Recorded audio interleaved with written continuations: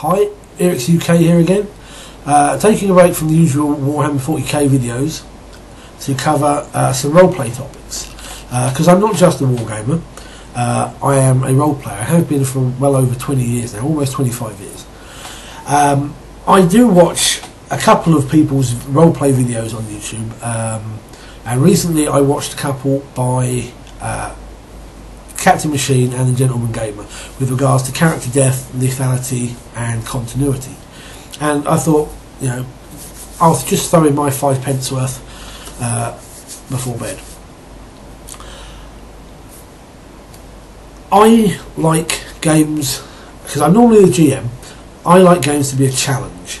I don't want the players to waltz through it, and I don't want them to necessarily die all the time. I much prefer a game where the characters are going to last through the length of the story from A to B, because otherwise you end up having to restart bits of the game, essentially. A new player comes in, everything's got to be explained to them, what the quest we're on, so on and so forth. Saying that, if the dice roll up that they die, then they die. You know, I'm not going to basically fudge the dice for it. But something that was mentioned in these vids was letting players know that this is the kind of lethality in the game. I don't think you need that. If I turn up, I get to GM now more than ever. I don't get to play very often. But if I turned up to a game of Dungeons and Dragons, Call of Cthulhu, Deathwatch, I would, or even Vampire, I would come in with a notion, set already in my head, that the character that I'm playing could die, could be killed. I can't think of a single role-playing game where that wouldn't be the case. I think if I found a game where the GM was killing characters off all the time, I would probably get a little bit fed up of it. Because I don't agree with that. I don't see the point of these GMs who go out of their way to kill the characters, like it's some kind of ego trip or whatever. Character death should happen, and sometimes I think it should still happen for minor reasons. There's no reason why you shouldn't have a trapped chest and the rogue fails it, or fails his detect traps roll, or the fighter just walks up and throws open the chest. If it happens and the trap goes off and the character dies, well, fine. Just because it didn't happen as part of the overall plot doesn't matter. Just, you wouldn't want lethal traps all the time. Just things that irritate, that cause them to burn up spells or whatever.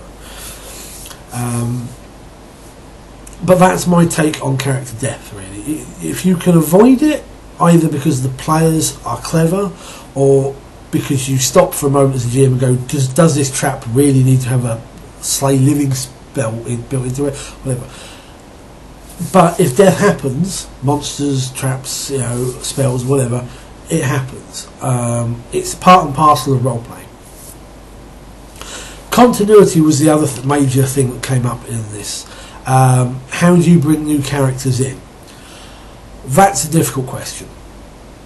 For one, assuming something like D&D, there's only so many times you can have the new party member found in the next room with his gear either tucked away in the corner or distributed among the orcs. Once, maybe twice during a campaign, or even during your lifetime with a certain group, you can get away with this. Otherwise, I think it's just old hat and it's cheap. Likewise, the example that Captain Machine used was of a party exploring these ancient jungles that no man has ever set foot in for 1,000 years. A character dies, how do you bring a new one in?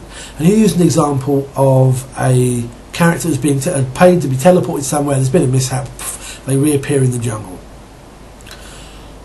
Personally, I don't like that particular way of doing things, because it just smacks of GM fear. I need to get the character in, so I'll do it like this. What I like to do in this situation is, if the player can't get his or her new character into the game quickly, then what I get them to do is do the initiatives for me, or run a monster or two for me. Free up the GM a little bit, give them something to do,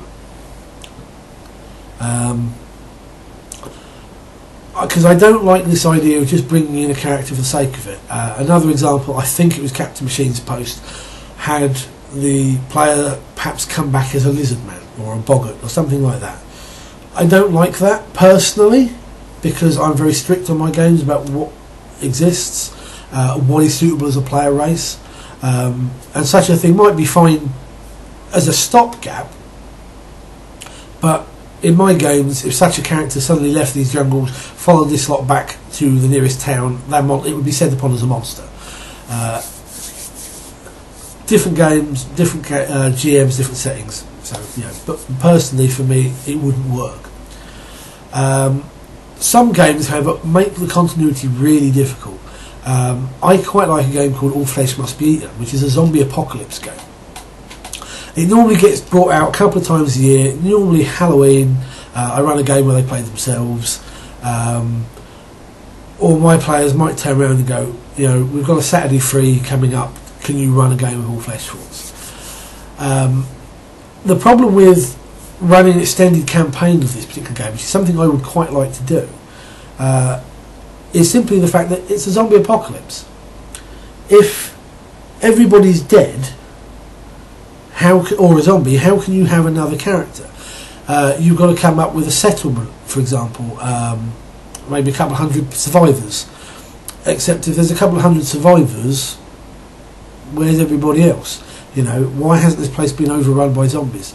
And knowing player characters, they'll burn through these characters fairly quickly. After all, how many of them could be soldiers, doctors, scientists, whatever? They're going to be soccer mums or trash men, people who could survive the game, survive the apocalypse rather, but only just, and they're just going to die. Continuity is a difficult one, and I think each GM has to approach it, each GM in their group has to approach it in a different way. That's basically my thoughts on the topic. Only a brief little vid, but I hope you get some idea of what I'm thinking. Be interested to see what other people think. Leave a comment and we'll see what happens. Take care and good gaming.